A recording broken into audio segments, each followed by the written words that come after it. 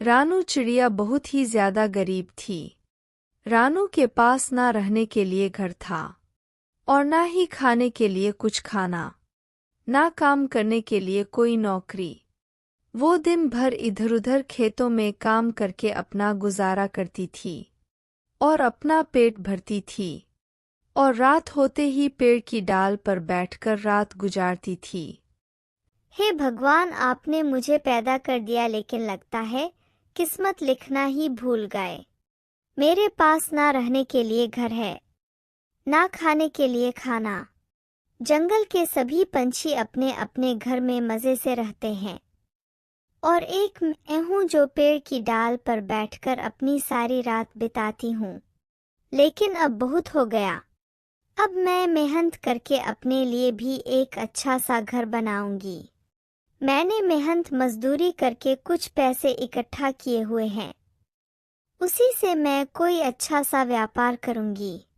उसके बाद मेरे पास पैसों की कोई कमी नहीं रहेगी। लेकिन मैं कौन सा व्यापार करूं, मुझे तो कुछ पता ही नहीं है व्यापार के बारे में।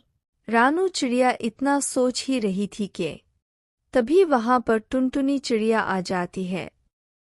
क्या हुआ रानू बहन, क्या सोच रही हो?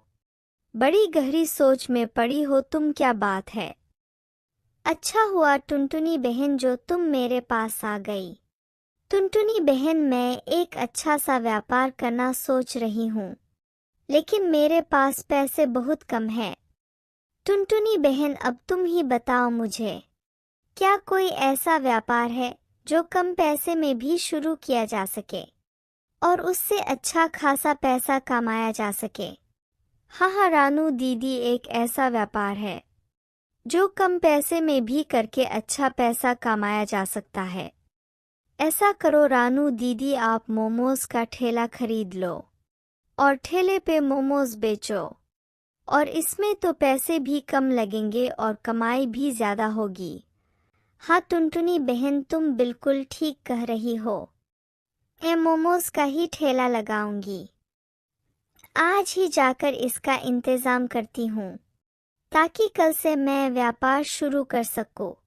फिर अगले दिन रानू चिड़िया मोमोज का दुकान खोल देती है। रानू चिड़िया का मोमोज पूरे जंगल में फेमस हो जाता है और पास के जंगल के सभी पंछी चिड़िया की दुकान पर मोमोज खाने के लिए आने लगते हैं और रानू चिड़िया का व्यापार खूब जोरों शोरों से चलने लगता है। एक दिन रानू चिड़िया अपना मोमोज का ठेला लेकर जंगल की ओर जा रही थी। तभी अचानक से बारिश शुरू हो जाती है और जोरों की तूफान भी चलने लगती है। देखते ही देखते रानू चिड़िया का पूरा मोमोज भीग जाता है और ठेला भी टूट जाता है। जब कुछ देर बाद बारिश रुक जाती है तो रानू चिड़िया रो रो के कहने लगती है, हे भगवान, ये क्या हो गया? इस आंधी ने तो मेरा पूरा मेहनत बर्बाद कर दिया।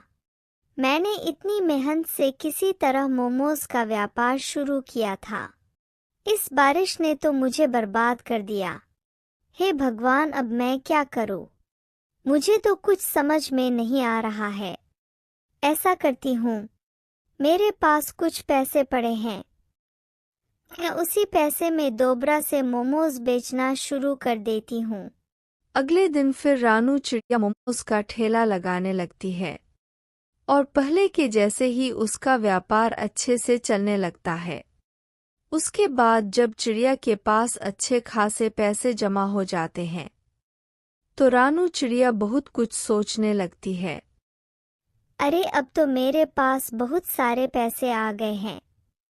इतने सारे पैसे से मैं अपने लिए एक अच्छा सा घर खरीद सकती हूँ। मैं कल ही जाकर एक अच्छा सा घर पता करके आती हूँ। इस तरह रानू चिड़िया दूसरे जंगल जाकर एक बेहतरीन सा घर खरीद लेती है और इसी तरह मोमोज बेचकर खुशी खुशी अपना गुजारा करती है। तो उम्मीद है आपको कहानी पसंद आई होगी। प्लीज़ सब्सक्राइब माय चैनल ऐसी और दिलचस्प कहानी देखने और सुनने के लिए।